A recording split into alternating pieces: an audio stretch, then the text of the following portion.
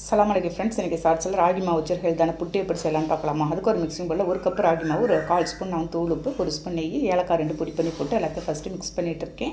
பாருங்கள், இந்த மாதிரி நல்ல மாவை மிக்ஸ் பண்ணிக்கலாம்.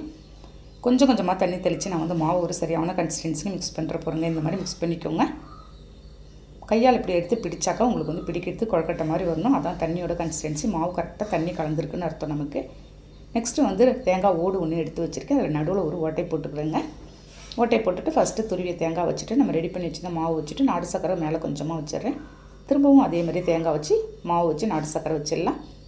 இதே மாதிரி ஒரு லேயராக நம்ம வச்சிடலாம். ஃபைனலாக மாவு கொஞ்சமாக வச்சுட்டு நம்ம வேகிறது தெரியும். குக்கரில் கொஞ்சமாக தண்ணி ஊற்றிருக்கேன். மூடி மட்டும் போட்டுடலாம். விசில் எதுவும் போடக்கூடாதுங்க. விசில் போடுற இடத்துல நம்ம ரெடி பண்ணி வச்சுருந்த மாவு எடுத்து வச்சு ஒரு 10 நிமிஷத்தில் வேக வச்சு எடுத்துடலாம். பாருங்கள், இந்த மாதிரி எடுத்து பார்த்தீங்களா உங்களுக்கு விட்டுறதுக்கு வரும். அதாங்க வெந்ததோட கன்சிஸ்டன்சி. ஒரு பிளேட்டில் விட்டு ட்ரான்ஸ்ஃபர் பண்ணி சூடாக சாப்பிடும்போது அல்டிமேட்டாக இருக்குங்க. ட்ரை பண்ணி பாருங்கள். பாய்.